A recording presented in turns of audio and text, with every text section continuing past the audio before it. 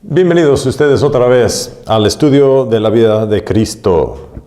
Vamos a estar repasando lo que enseñamos el mes pasado del estudio que hicimos cuando Jesús andaba enseñando ciertas cosas, y terminamos también en Juan capítulo 7 hablando de la fiesta de los tabernáculos.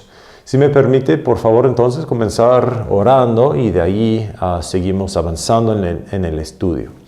Dios mío, gracias Señor por este día, gracias por las oportunidades que tú nos das diario a servir a ti. Espero que lo que enseño ahora, Señor, primeramente me das sabiduría para que pueda yo presentar estas cosas de una manera que se entiende y que se enriqueza entonces el entendimiento de las Escrituras, y por cualquier persona que se escucha estas cosas sería mejor pues su entendimiento, para que a últimas adoremos a ti como nuestro Salvador, y que recibirás toda la honra y toda la gloria por lo que se enseña hoy día, especialmente considerando que esta Biblia viene de ti. Por favor, Señor, ayúdanos a tener ese ángulo cuando enseñamos, y de que nos bendices ahora este tiempo. Todo esto pido en el nombre de Jesús. Amén. Entonces, comenzamos con un repaso. Si se acuerda, el mes pasado estábamos en Mateo 18. También referimos al Marcos capítulo 9. De vez en cuando fue necesario aumentar un poco la enseñanza. Pero en Mateo 18, Jesús, 17 pues, los discípulos decían, ¿quién es el más grande en el reino de los cielos?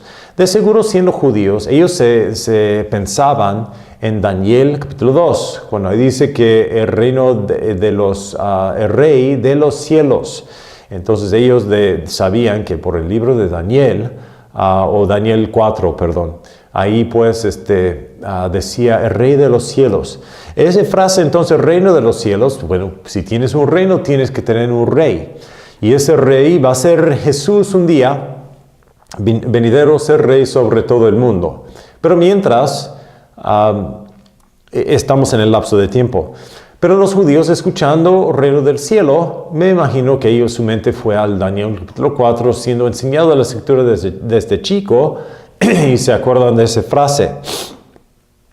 Y él dijo que ellos decían, ¿quién sería el más grande, o de un nivel o posición más grande en el reino de los cielos? Escuchando esto, Jesús, aunque no le preguntaron a él directamente, pero entendemos que Jesús les preguntó a ellos, esto en Marcos capítulo 9, de qué estaban hablando. Y cuando ellos dijeron que quién iba a ser el más grande, Jesús utilizó el tiempo para enseñar a sus discípulos, y trajo pues él un niño frente de ellos, y él dijo que si ustedes no son como este niño, no pueden entrar en el reino del cielo. Ahora, eso nos dice que para que alguien sea salvo se tiene que humillar y se tiene que arrepentirse de los pecados y aceptar a Jesús como Salvador. Entendiendo todo eso, entendemos entonces que a últimas Dios quiere que nosotros tuviéramos la bendición de su gracia en la salvación y en nuestra vida, pero ante eso uno se tiene que demostrar humilde. Ahí el niño representa grandemente en los ojos de Jesús y los demás, los que estaban allí, que si uno tiene que ser humilde tanto como un niño. Y hablaba del niño. Y luego de allí comenzó a hablar de la relación que tiene uno que es ciudadano del reino de los cielos, cómo comportarse pues con los demás, los que están en el mundo, y lo que el mundo, cómo debe responder a los hijos del rey. Y más que todo para ayudar a los que están en la tribulación, para que ellos sepan cómo tratar a los cristianos en ese tiempo. Después habló de la disciplina en la iglesia, y habló de que es como debe ser cuando uno se ofende entre hermanos en la iglesia. Explicamos muy bien la diferencia entre siendo ofendido en la iglesia entre hermanos y siendo también haciendo algo pues que es contra la iglesia, como se habla en 1 Corintios 5, de que hubo pecado en esa iglesia y dijo Pablo, échalo para afuera. No se tiene que hacer esos pasos porque ya se sabe lo que está pasando, échalo para afuera. Pero cuando uno se ofende al hermano en la iglesia, uno entonces debe tener los pasos, que el que es ofendido debe ir al que se ofendió, para decirle a él que lo que se había hecho se le ofendió. A últimas es para que su iglesia sea pura. Después de toda la enseñanza, brincamos nosotros a Juan capítulo 7 y hablamos de la fiesta de los tabernáculos. Hablábamos de que en el año, en un año, los judíos tenían ciertas fiestas. Unas fiestas se comenzaron en la primavera, comenzando con el día de expiación y también lo que se llama la Pascua. La Pascua, pues, es el primero, y también el día de la expiación viene también durante ese tiempo de la primavera. 50 días después de la Pascua tenemos el Pentecostés, el libro de Pentecostés. El festival, la fiesta de Pentecostés. Eso es en el verano. Y luego en el otoño, después de eso, hay varios fiestas, pues, festivales donde los judíos se congregaron. Y uno de esos es la fiesta de los tabernáculos. Vemos en Juan capítulo 7 que al principio los hermanos de Jesús querían que él fuera a Jerusalén para demostrar a los que están ahí quién era él. Él demostraba eso, o quisieran. Él dijo al principio que no, pero después fue. Se puede decir que secretamente. Él no dijo que no iba a ir, nomás que no iba a ir con ellos. Entonces fue a últimas a Jerusalén. Ya cuando estaba ahí, disputaba él pues con los judíos. Y en ese festival hablamos de que al fin, el último día de la fiesta, hubo una procesión, ¿sí?, del templo a la piscina de Siloam. Eso se encuentra al este del templo. Y ahí se hicieron pues cola y se fueron ahí. Los que estaban atrás, los sacerdotes en ese tiempo, tenían en la mano derecha una rama. En la mano izquierda tenían un pedazo de fruta.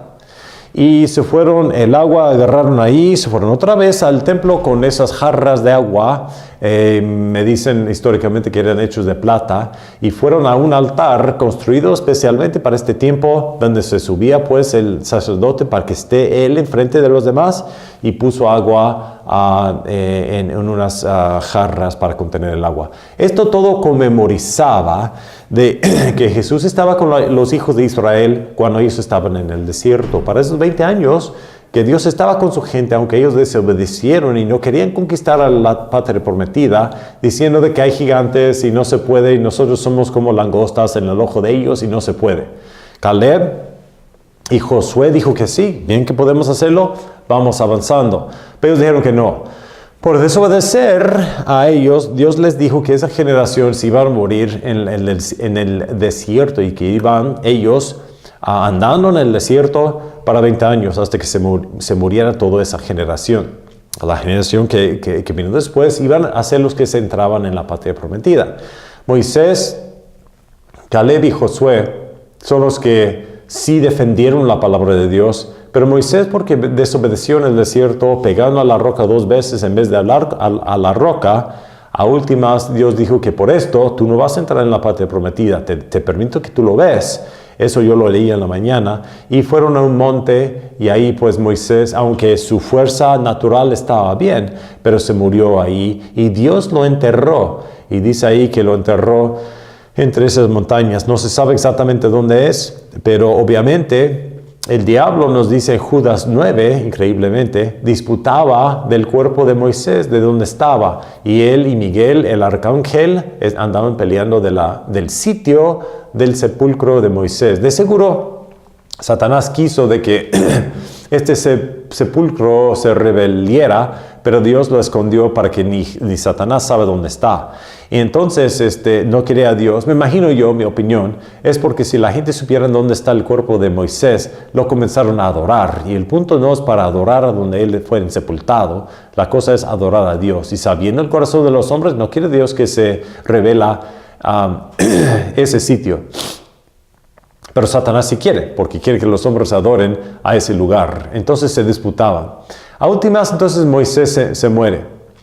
Y los hijos de Israel, entonces de allí, se entraba en la patria prometida, pero estaban en el desierto 20 años. Esta fiesta de tabernáculos representa o que conmemoriza, pues, es lo que Dios proveyó para ellos en el desierto. Se les dio agua cuando necesitaban de una roca. Se les dio de comer con el maná. Se les dio liderazgo con Moisés. Los guiaba por un pilar de fuego y de nube. Esto todo lo que proveía Dios para su gente, aunque ellos estaban andando en el desierto por su desobediencia.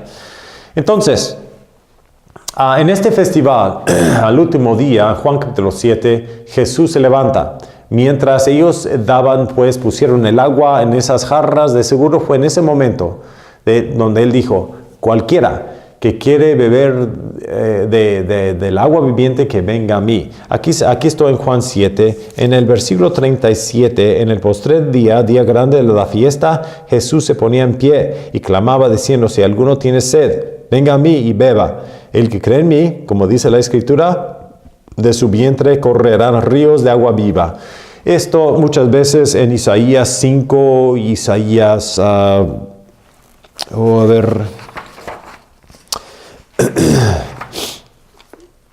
Isaías 12 y versículo 3, Isaías 35 y 6, 44 y 3, se habla de esta agua.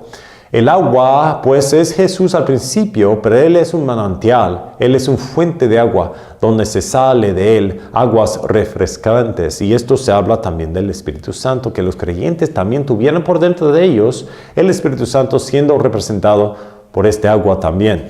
Así que entendemos que esto pasaba. Lo que quiero estudiar ahora, en lo que queremos meternos, es el edificio. Vamos a hablar esta vez de la estructura del templo, del edificio, físicamente cómo estaba hecho. Para hacer esto, el templo donde Jesús estaba ahí, cuando Él se paró en Juan 7, 38 y 39, estaba en un edificio en Jerusalén, cual era el templo de Herodes. Herodes era un rey idumeo.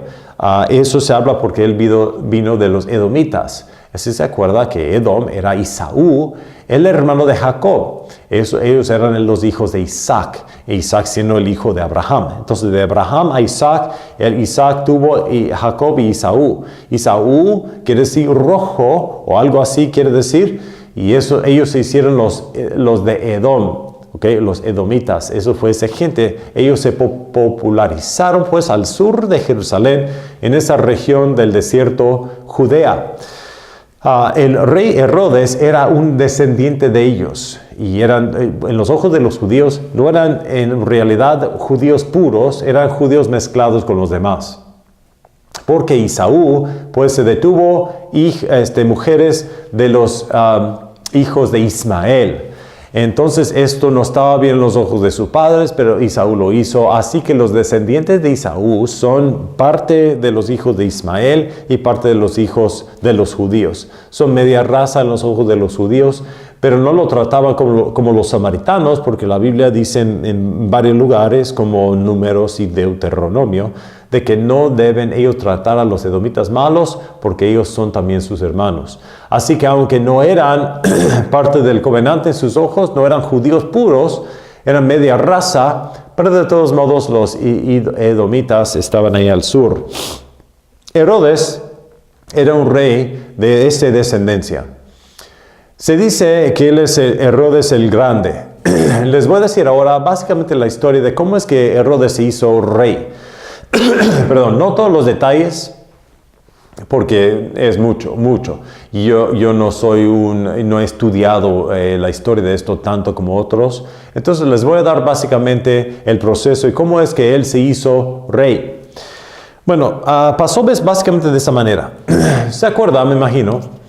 O no se acuerda, pero les voy a decir que los judíos en este tiempo, hablando del tiempo ante Cristo, el año 140 creo, si no me equivoco, pero Herodes se hizo rey sobre los judíos y Jerusalén en el año 37 cuando conquistó a Jerusalén.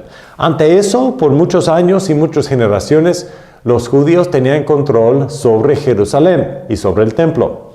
¿Cómo es que vino a hacer eso? Ok, vamos a trazar un poco más. ¿Cómo es que los judíos se hicieron como gobernadores, pues, y los que controlaban, pues, a Jerusalén?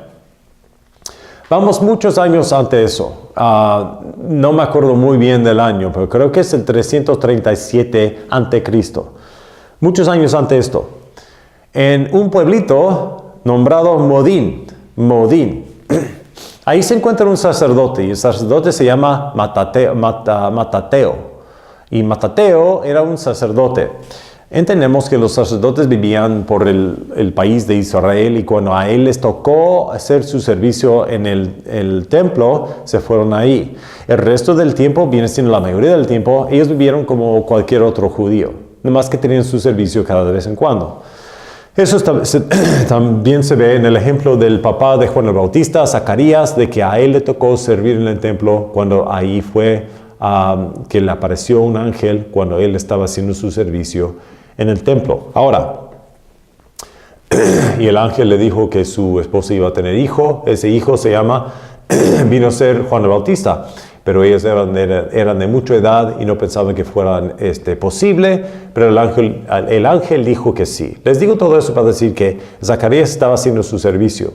Matateo estaba viviendo en su sitio donde él vivía, en su casa, pues ya se había hecho su servicio antemano, pero estaba nomás ahí. Ahí mismo los griegos conquistaban al país de Israel y quisieron que los judíos adoraran pues los dioses paganos, siempre me equivoco paganos que adoraban los griegos. Entonces les forzaba.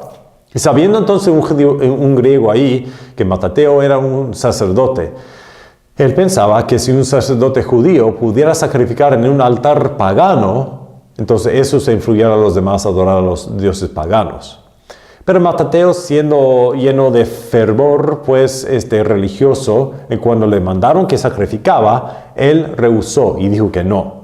Entonces los griegos, me imagino que de ahí lo iban a matar, pero escogieron otro judío y dijeron, bueno, tú hazlo. Ese judío lo iba a hacer, iba a sacrificar, pero antes de que él se hizo el acta, o se hizo este hecho, pues, a Matateo le mató. Le mató a ese judío y me imagino que también mató a otros griegos los que estaban ahí. Ahí se inició una serie de guerras contra los griegos y los judíos. Y los judíos ganaron grandes victorias. Los hijos de Matateo, Judas, Simón y Jonatán, eran los que avanzaban. Más que todo Judas. Judas era el más grande y él era más soldado. Le decían a Judas Macabeo. Macabeo quiere decir martillo. Así que él conquistaba, batallaba contra los griegos y ganaba muchas veces. Y ellos a últimas ganaron control sobre Jerusalén. Y vemos que ellos entraron en el templo en esos días y fue bajo el control de los griegos, pero ellos mantuvieron el control sobre el templo y ellos iban a encender la candelabra que estaba ahí y lo iban a encender. Pero no tenían suficiente aceite, nomás hubo poco de aceite de oliva lo que estaba ahí. Se supone que la candelabra debe ser encendida todo el tiempo. No tenían suficiente aceite para todos los días.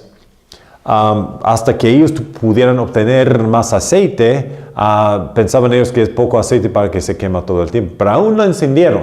Y dicen que ese poco de aceite, que más era para un día, quemó para 8 días y de que era un milagro y que no se acababa el aceite. Así va la leyenda judía. Y entonces los judíos desde hoy día celebran ese festival o esa fiesta. Se llama Hanukkah. Y ellos ahí tienen su menorá, cuál es la candelabra, cuál se encienden durante este tiempo. Y ellos se acuerdan que cuando Matateas entró en el templo y detuvo control y se encendió la candelabra, que se quemó por 8 días. Y por eso la celebración es por esos días. Bueno, de ahí por cientos de años después, como 300 años más o menos, hubo una familia de los macabeos. Se llama también una dinastía asmodiana, algo así, Hasmodia. Eso era la familia. Los hijos de Matateo comenzaron y su familia entonces eran como reyes o gobernadores sobre la gente judía durante este tiempo. Mantuvieron control. Cuando se hizo Herodes gobernador, cuando venían los romanos entonces, y conquistaban también, y estaba bajo el control de Roma, pero los macabeos detuvieron control y no permitieron que los demás les conquistaran. Hubo reyes que querían conquistar a Jerusalén. Herodes siendo uno. Quiso conquistar esa ciudad, pero no pudo. Tantas veces que quiso él aumentar su imperio. Así eran los reyes y los gobernadores en ese tiempo. Tenían un ejército y ese ejército eran para que ellos se conquistaran. Para Roma estaba bien, para ellos eran igual, no tenían suficiente para gobernar a todo el mundo. Entonces ellos pusieron ciertas personas sobre algunos sitios. Y este hombre, Herodes, él se hizo gobernador sobre el sitio de Jerusalén. Él quiso aumentar su imperio en una serie de guerras, pero no pudo. No pudo contra los judíos. Bueno, esto es lo que está pasando aquí en Jerusalén. Si vamos a Roma, en Italia, lo que está pasando ahí es que ellos están peleando también. Son las guerras civiles de Roma, donde Octavio y Marcos Antonio quieren ser reyes sobre Roma. Y no hubo entonces necesariamente un asiento de rey o de emperador sobre Roma. Quería Marcos Antonio, también quiso a Octavio. Entonces tenían era pleito ahí, guerras civiles. Y estas guerras civiles se continuaban. Y cuando vino Herodes, él se hizo amigo con Marcos Antonio. Él se hizo amigo con él. Y por sus buenas palabras, me imagino que todo eso nos dice la Biblia cuando se habla de esto en Daniel 10 y 11. 11 más que todo, me perdona. Se habla de que Herodes, con sus palabras, fue atrasado por Roma. Marcos Antonio atrasaba a Herodes, porque él vino, me imagino que dijo que tú vas a ser emperador, sin duda, y cuando tú eres emperador, yo te voy a asistir con esto. Jerusalén es un lugar inmenso y estará bien si esto fuera en tu mano, entonces yo te ayudo con esto. Tú no puedes estar en los dos sitios, yo estoy allí, yo te puedo ayudar con conquistar a Jerusalén, y lo voy a conquistar en tu nombre, para que ya cuando tú eres emperador, serías grande. Bueno, últimas, ¿qué pasó en Roma? Marcos Antonio le gustó lo que escuchaba de Herodes y le dio un ejército y le proclamó a él rey sobre los judíos antes de que él tuvo control sobre Jerusalén. Entonces aquí vemos que Herodes era pronunciado rey sobre los judíos, aunque no tenía control sobre Jerusalén. Pero ahora tenía el soporte del ejército romano y de Marcos Antonio. Regresó otra vez a Jerusalén, pero ahora con más hombres y soldados romanos. De ahí entonces entró en Jerusalén y ganó la victoria sobre los asmodianos y esta familia judía. Y eso se llama, son las guerras, que ellos hicieron. Y era el año muy importante, el año 37 ante Cristo. Ese es el año que es muy importante. De que cuando esa familia judía ya no controlaba Jerusalén, era Herodes. Ahora, Herodes, ahora siendo atrasado por Roma, ahora tiene control sobre Jerusalén, esa región de Israel. Él tiene control y ahora tiene el ejército romano, ahora tiene más capacidad de hacer lo que él quiere. Y él entonces construyó pues muchas cosas. Se reconozca a este hombre por sus grandes hechos de arquitectura. Él hizo Masada, él hizo Herodium, él hizo también el templo. Pero yo creo que más que todo, el templo era el proyecto de arquitectura más grande, era más visible, porque Jerusalén, siendo una ciudad tan internacional y tan reconocida, quiso Herodes de seguro asegurar que en Jerusalén tuviera el edificio más grande y más bonito. Entraba entonces en Jerusalén y el proyecto del templo, de eso quiero hablar ahora. Ahora hablamos de la historia, cómo detuvo Herodes control sobre Jerusalén. Y ahora entonces, básicamente 17 años después de eso, estamos hablando del año 20 a.C., fuimos de 37 a 20, básicamente ese año fue cuando él comenzó a construir lo que ahora se reconozca como en el periodo del segundo periodo del templo. El primero era el templo de Salomón. El templo de Salomón fue destruido por Nabucodonosor de Babilonia en esos años. Después de 70 años regresó a Zerubabel con el sacerdote Esdras y ellos reconstruyeron ese templo. Pero era el templo de Salomón. O era su templo, pues, pero no era...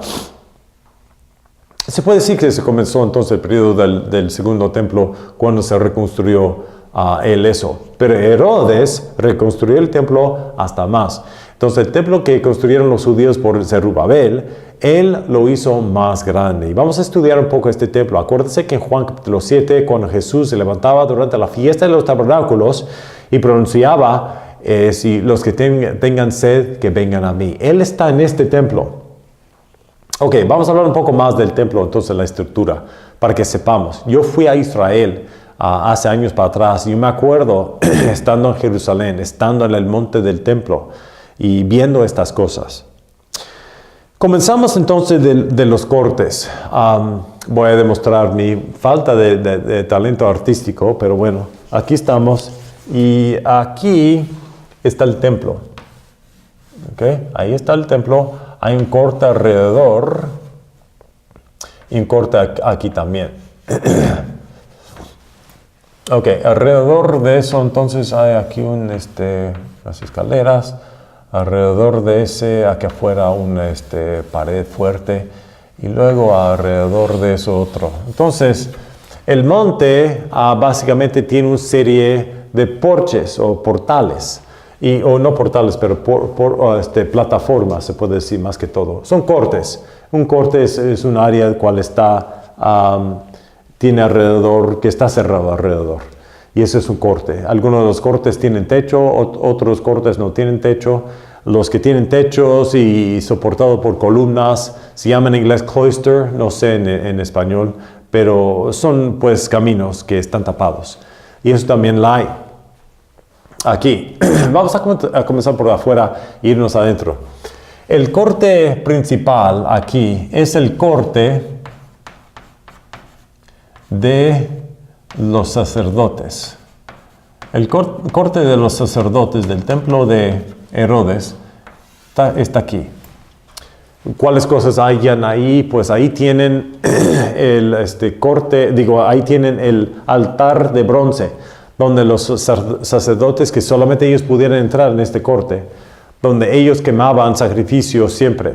Tenían sus animales quemándose ahí, hicieron un sacrificio de sangre, y pues ahí está el altar, siempre quemando. También al lado, aquí está ese altar, también al lado hay pues la jarra de agua donde se limpiaban las manos y los pies y todo. Eso está en el corte de los sacerdotes. En el templo de Herodes, lo vamos a estudiar un poco más, tenía una plataforma muy alta donde se escalaba pues para entrar ahí y hacer los sacrificios. Luego, después de eso, aquí alrededor hay el corte de Israel. El corte de Israel. Israel. Esto quiere decir el corte donde el hombre judío pudieran ir. Aquí entre estos solamente los sacerdotes. Pero un hombre judío, solamente un hombre judío, pudo entrar y estar aquí alrededor. Es un corte pues, pero el corte está tapada.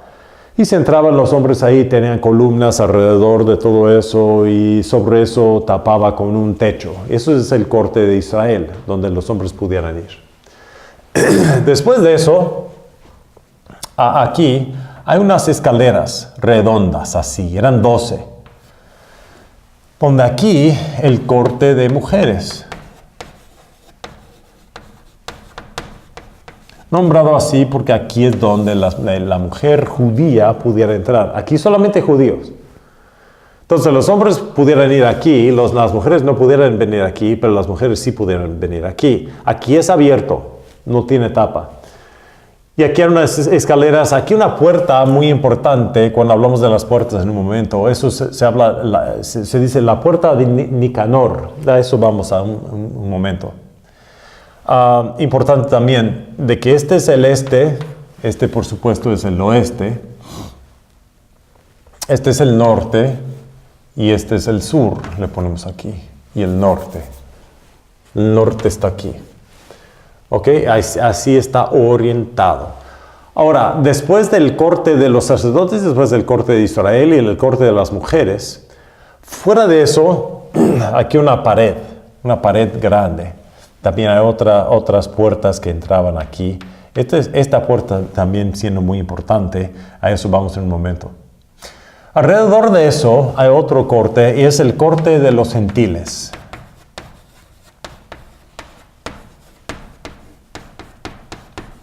Aquí es donde se pudieran entrar la gente gentil.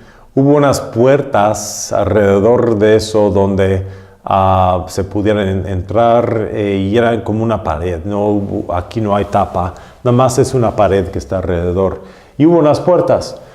Dicen que al oeste acá hay 4 entradas o 4 puertas. Aquí al sur dicen que hay 2, entonces aquí le vamos a poner 4. Donde se pudieran entrar. Aquí dicen que hubo 2. Aquí al norte nomás 1 y aquí al este nomás 1 también. Es el corte de los gentiles. Estos eran los cortes y cada corte tenía su plataforma y se subía así. Aquí hay escaleras, aquí hay más escaleras entrando en el templo. Pero el templo nomás es este cachito. Pero se da cuenta que alrededor lo demás está construida así, es grande. Al norte de todo esto, Herodes, entonces el templo de Salomón o el templo que construyeron a Zerubabel o Esdras, era más o menos el tamaño, es igual. Herodes pues lo hizo más alto, eso vamos en un momento.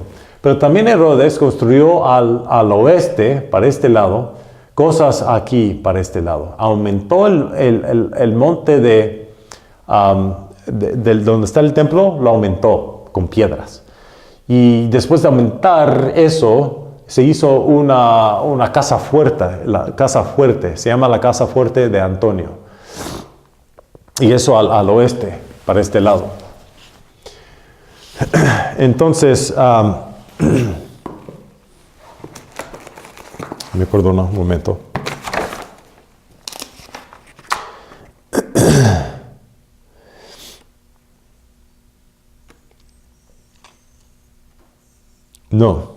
No me perdona, me equivoqué. La casa fuerte estaba aquí al norte. Estaba aquí para este lado. Sí, al norte. ¿Ok? Entonces aquí había una casa grande. Entonces aumentó Herodes este lado del templo. Lo aumentó. Aquí el monte, pues de aquí se caía, pues se hizo para abajo. Pero se hizo Herodes, se aumentó al norte más. Se lo llenó con tierra. Me imagino que lo que se tuvo que hacer es hacer una pared, llenarlo con tierra, hacer la pared más grande, llenarlo con tierra y más grande hasta que se hizo al nivel del templo. Mucho trabajo. Y también aquí construyó unos edificios aquí. Para terminar esto y lo que él quiso hacer aquí, era para el templo era como 8 años. Lo demás, muchos más años. Dice los judíos cuando Jesús dijo, ves todo este templo, si tú lo destruyes en 3 días, yo lo resucitaré. Él está hablando de su cuerpo, pero los judíos decían, 46 años y se hicieron haciendo este templo y tú dices que en 3 días lo vas a reconstruir. Entonces, por eso nos imaginamos que por lo menos al principal parte del templo, 46 años. Después para hacer esta casa y todo eso, me imagino que dicen que terminaron todo, básicamente en el año 64. Entonces era mucho proyecto de construir y por 40 años y fracción. Entonces, o más, pues, porque si se comenzó 20 años antes de Cristo, eso entonces 20 años y fracción, digamos que 30 años después de Cristo, pero luego otros 30 años para completarlo completamente de la casa fuerte y todo eso. Y de ahí ya Herodes ya no estaba vivo, él se murió, pero los demás seguían los programas de construcción que él se comenzó. Entonces Herodes se hizo todo esto y se aumentó. Interesante que dicen que se terminó todo en el año 64, pero luego vino Roma en el año 70 y se destruyó todo. Ya que se completó, de ahí en 6 años, todo destruido.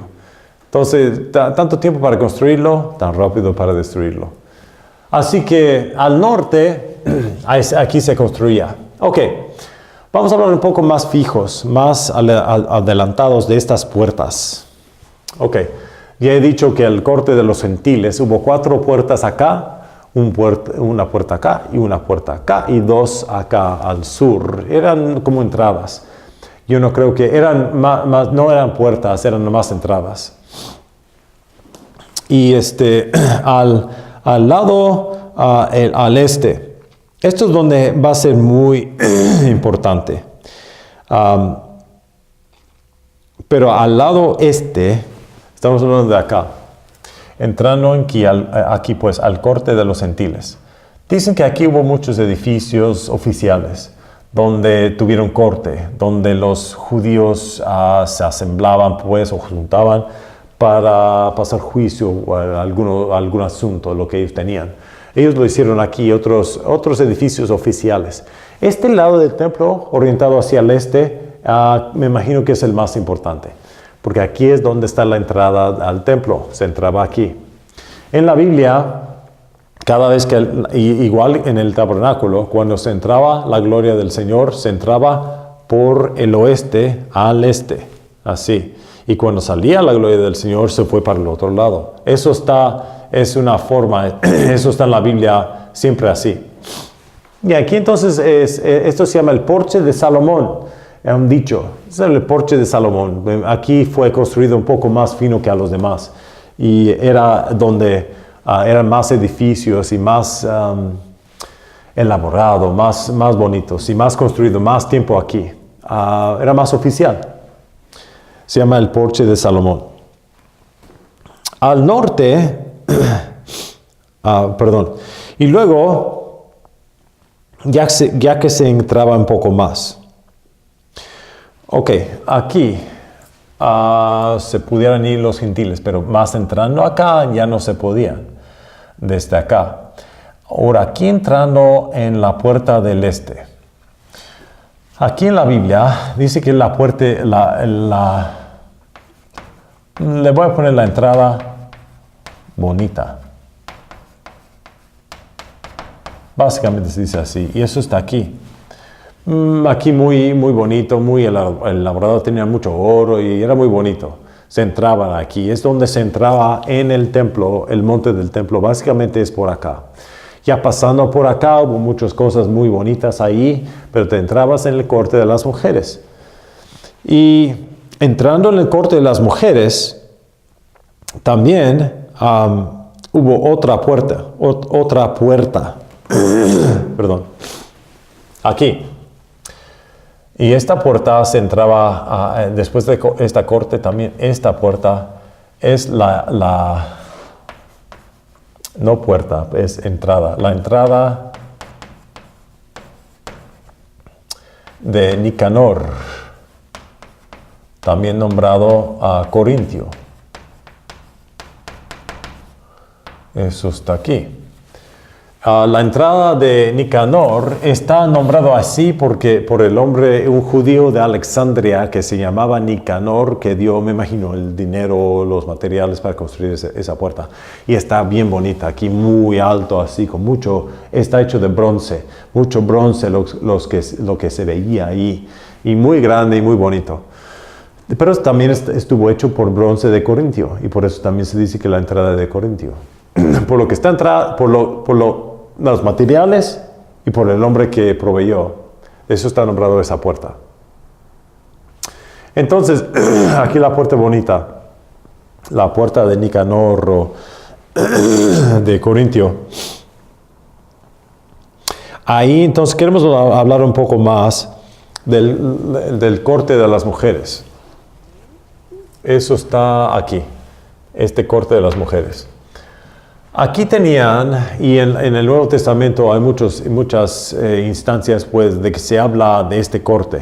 El corte de las mujeres donde hubo cajas, donde se ofrecían los demás. ¿Se acuerda en la historia del Nuevo Testamento, donde la viuda entró y dio dinero y los fariseos también entraban? Pero ellos entraban con gran esplendidez, entraban y daban mucho dinero para que los demás los veían. Después de él vino y Jesús estaba vigilando esto y venía atrás una mujer, una viuda, con sus hijos, y ella puso nomás un centavito, nomás se lo puso ahí. Pero dijo Jesús, dio más ella que a ellos, porque ellos de su abundancia dieron. Ella dio todo lo que ella tenía. Entonces ella dio más. Eso era aquí, básicamente aquí en esta esquina, en el corte de las mujeres, donde la gente se entraban y daban para... eran los tesoros pues para el templo, lo que ofrecían.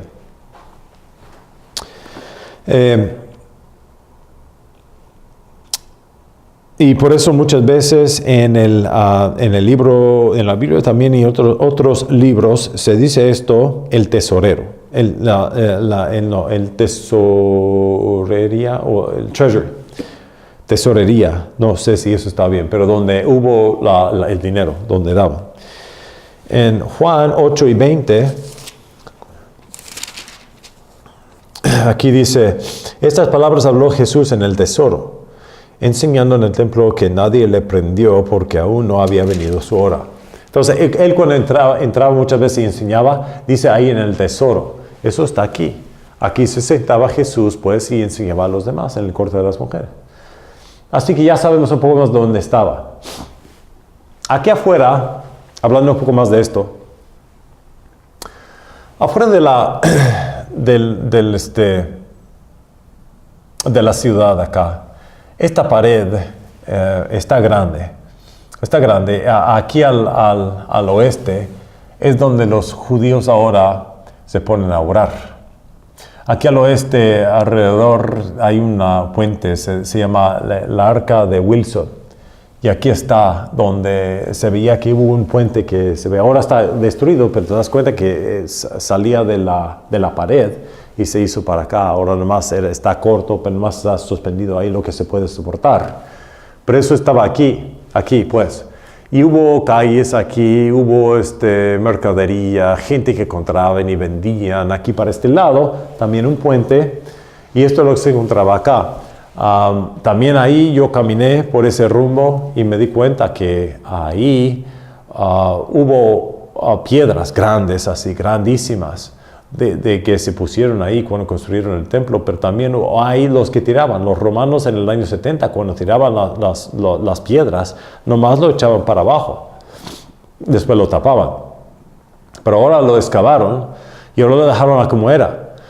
Y se tiraba todo y se ve que es una esquina y grande que es el bloque y te das cuenta que es una esquina que era lo más alto, lo más de arriba en la pared que estaba hasta arriba, pero lo tiraron para abajo. Jesús dijo cuando los demás lo llevaban por el templo, tú ves todas estas piedras, ni uno se va a hacer sobre el otro, y así va a ser. Y así se hace. Yo me acordé de esas palabras cuando vi eso en Israel. Así que esto, tú cuando vas a ese país, te abres los ojos, estás viendo historia. La historia de la Biblia lo estás viendo. Entonces aquí es donde él enseñaba de vez en cuando. De ahí, aquí hay se va para arriba. Hay que entender que estos son plataformas, uno sobre el otro, sobre el otro, sobre el otro, y hasta que al fin se va uno al templo. Entrando aquí del corte de las mujeres, aquí es donde se permitía a las mujeres venir acá. Pero aquí hay unas escaleras redondas así, donde eran 12 que se subía aquí a otro corte. Este corte sí tenía una tapa y era doble, creo que doble o triple de columnas los que se fueron alrededor, y de ahí sobre ellos era una tapa. Hoy es una tapa. Aquí se permitió, es el corte de Israel, ahí se permitió no solamente los hombres judíos, las mujeres no se permitían ir ahí y ellos pudieran ver, estaba abierto pues adentro, pero tenía una tapa, aquí los hombres se ponían. De ahí entonces mucho pasaba y dicen que todos esos cortes eran grande, todo el corte y dicen de la puerta bonita, en total el sitio era más o menos, le ponemos 300, más o menos 300, 290 más o menos, por 290 pies por 70, le ponemos que 200. Eran como 300 por 200. 300 por 200 pies de grande. Así es el grande. Entonces estamos hablando de un sitio amplio. De 300 pies, está largo. Y 200. Así un lugar grande así. Yo fui ahí, fui al templo, el monte ahí. Y vi todas estas cosas. Ahí entonces entramos donde pues los hombres pueden ir y adentro de eso, inmediatamente enfrente del templo, ahí se encontraba el corte de los sacerdotes. Aquí pues hubo un altar. Lo vamos a aumentar un poco más, lo voy a poner aquí. Entonces hay esto. Después otro aquí y otro aquí. ¿Ok? Esto aquí. Está aquí. Y aquí es el corte de Israel, donde los hombres, y aquí se entraban los sacerdotes. Aquí hubo un altar con escaleras también. Y aquí hay como una jarra llena de agua donde se limpiaba. Aquí otro porche, grande, muy alto. Pero aquí hay un altar de bronce y creo que eran dos, creo que nomás se subían así, pero caminaban, pero era para arriba. Y otro arriba, el otro y encima del otro y así. Donde encima de todo hay un altar, y ese es el altar bronce, donde se sacrificaban los sacerdotes de sacrificio, que dice Dios que debe ser quemando todo el tiempo. Ahí es donde, entonces esto era fuego, estaba quemando todo el tiempo. Y sacrificio, mucho sangre y todo eso lo que estaba aquí, porque sacrificaban los animales. Ya entonces hubo cuernos alrededor, en las esquinas de este altar, hubo cuernos, los que estaban ahí. Y aquí es donde los sacerdotes se fueron para hacer sus sacrificios. El trabajo del sacerdote, ellos eran intermediadores entre el hombre, los judíos y Dios, por este sacrificio. Esto todo se representa a Jesús. También de vez en cuando, antes de entrar aquí, uno se limpiaba. Y aquí hay un porche. Y este porche, esto estaba, por decir también, este altar está hecho de bronce. Pero también entraban aquí en el porche, digo, en el lugar santo. Este es el lugar santísimo. Pero en el lugar santo aquí hubo 3 muebles. Aquí un altar de pan, aquí un altar de incienso y aquí hay una candelabra. Estas son las cosas que estaban ahí. Solamente el sacerdote se entraba aquí y puso el pan, ofrecía incienso y también aseguraba que la candelabra todavía tenía suficiente aceite para quemarse siempre. Ok, aquí enfrente de esto hubo un porche. En el Herodes hizo un porche. Y también unas escaleras, creo que eran 12 también los que subían aquí, un porche. Este porche está grande, grandísimo y bien bonito. Dicen que hubo hojas de oro, los que estaban hasta arriba. Cuando digo hasta arriba, estamos hablando de 150 pies de altura. 150 pies. 50, le ponemos que 45 metros o más de altura. Fíjese, muy, muy, muy alto, altísimo. De 45 a 50 metros para arriba. Entonces, altísimo, hasta arriba. Y era como un porche, porque no tenía puerta, nomás era una entrada, pero era un porche. Pero el porche era grande, grandísima. Y aquí es donde entraba. ya al entrar al porche se entraba al lugar santo. Y aquí es donde tenía su mueblería. Este pan se ofrecía a diario. También la gente se ofrecían para tener el pan aquí, el altar de incienso. También los sacerdotes se comían de este pan cuando estaban haciendo su servicio. Y el candelabro también. Aquí entrando en el libro santísimo, aquí enfrente hubo un velo. Y el velo era hecho de material, por supuesto, y era como 1,5 pies de anchura, grande el velo que estuvo ahí. Una vez al año, el sumo sacerdote se entraba en el lugar santísimo. Adentro aquí, en el tiempo de Moisés, en el tabernáculo, hubo la arca del covenante ahí. Y es donde encima la tapa tenía unos ángeles ahí, todo estaba hecho de oro. Y adentro eran las piedras que se escribía a Dios. Y era maná, estuvo ahí la rama de Aarón también. Los que estaban adentro no saben lo que pasó con esa arca. Muchos dicen que se fue al cielo, otros dicen que está bajo el monte del templo, porque cuando Nabucodonosor vino en sus días al templo, los judíos lo enterraban. Otros dicen que Nabucodonosor se lo llevó para Babilonia y lo deshizo por el oro que tenía. No se sabe exactamente lo que pasó. Pero eso porque no hicieron otro. Y en el templo de Esdras lo que hizo Zerubabel era una sola piedra lo que estaba ahí. Y es lo que también estuvo aquí, nada más una piedra. Y esa piedra es donde se puso el incienso y la sangre del sacrificio una vez al año durante el día de expiación. Y eso entonces es es ese lugar.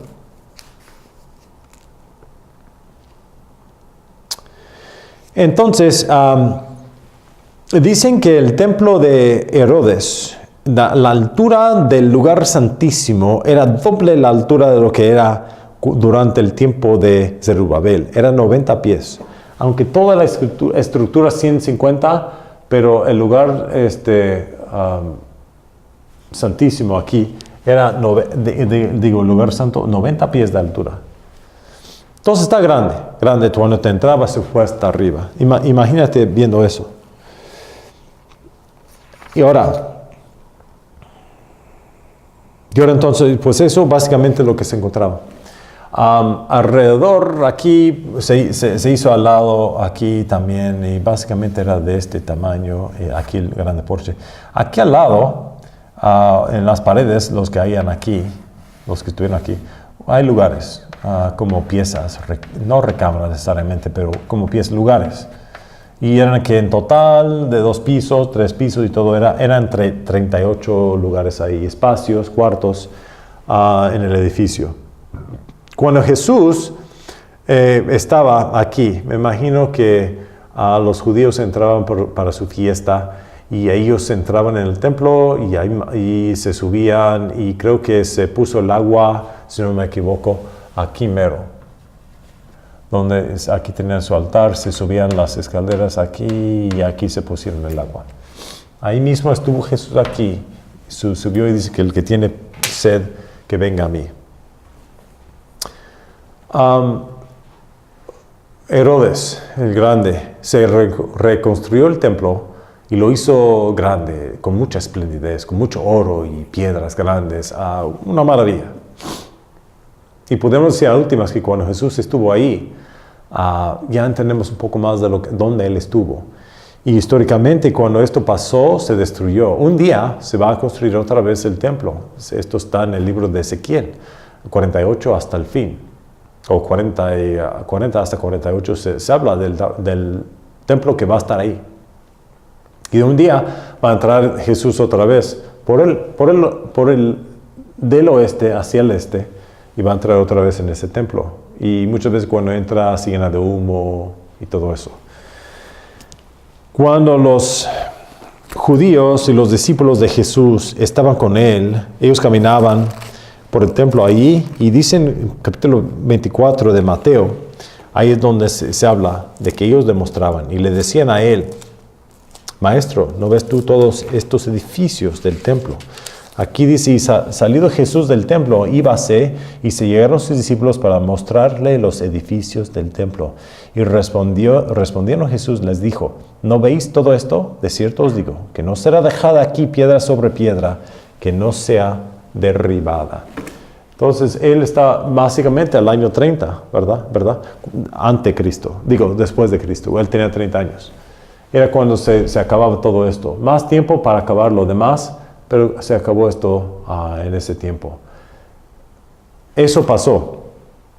Y lo que se ve hoy día, los musulmanes tienen control sobre el monte del templo. Mientras entonces las cosas se quedan como son. Pero siempre hay pleito. Y este es el lugar históricamente, el centro del focus de todo el mundo está en Jerusalén. Y va a ser así en el futuro. Si Jesús dijo esto y pasó, lo que se va pasado, lo que Él dijo, lo que va a pasar, pasaría igual. Ojalá y que se enriqueció entonces un poco más su entendimiento de dónde estaba Jesús cuando Él dijo estas cosas en Juan capítulo 7 y en otras instancias en el Nuevo Testamento donde vemos que Él está enseñando y haciendo todo esto. Un placer estar con ustedes otra vez. Hasta luego, nos vemos para otra clase. Y hasta ese día, vaya con Dios y sirva a Él con todo su corazón. Adiós.